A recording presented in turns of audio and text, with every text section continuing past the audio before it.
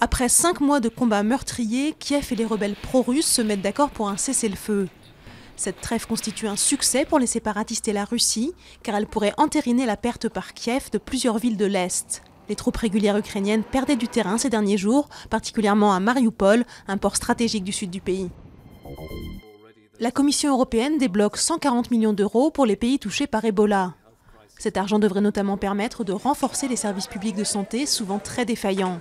Par ailleurs, 200 experts internationaux réunis à Genève planchent sur les moyens de développer en urgence les traitements expérimentaux contre le virus, qui a déjà tué plus de 1800 personnes.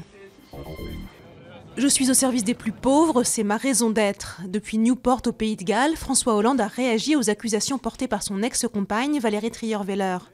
Le président a indiqué qu'il agirait jusqu'au bout de son mandat et souligné que la fonction présidentielle devait être respectée. Une tentative de justification qui intervient à l'issue d'une semaine catastrophique pour l'exécutif.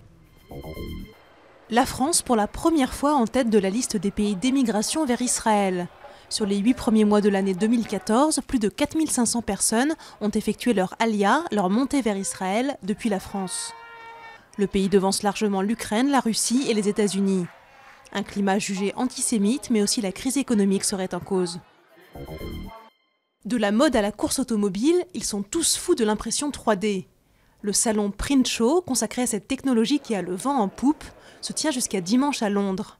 Et les gourmands ne sont pas oubliés grâce à cette machine qui réalise des impressions en miel congelé.